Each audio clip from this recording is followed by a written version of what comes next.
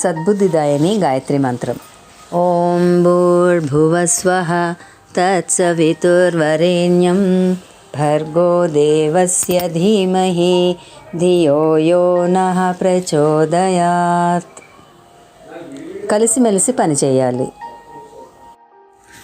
ఓ వ్యక్తి ఒక సాధు పుంగవుణ్ణి కలిసి, స్వామి, నా సంపాదన చాలా తక్కువ, నా కుటుంబం అంతా ఆకలితో నకనకలాడుతోంది, ఏమి చేయాలో సెలవియ్యండి అని మొరపెట్టుకున్నాడు.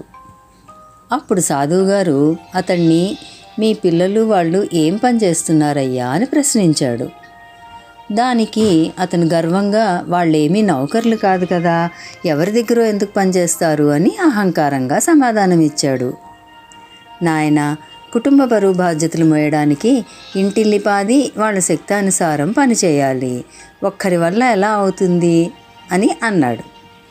అప్పుడు ఆ వ్యక్తికి సాధువు చెప్పిన మాటలు అర్థమయ్యి తన పిల్లల చేత కూడా ఖచ్చితంగా పని చేయించాలి అని తీర్మానించుకొని సంతోషంగా ఇంటికి వెళ్ళిపోయాడు.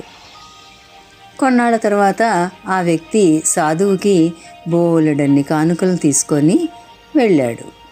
అవి ఆయన పాదాలకు సమర్పించి, స్వామి, ఇప్పుడు నా పిల్లల్లో ఒకడు పశువుల కాపురిగాను, ఇంకొక అబ్బాయి పొలం పనులు చేస్తున్నారు. మా ఆవిడ కూడా అన్ని విధాలుగా ఏదో ఒక పనిలో నాకు సహాయం చేస్తోంది. ఇప్పుడు మా ఇంట్లో దేనికి కొదవ అన్న మాటే లేదు అని ఆనందపడ్డాడు.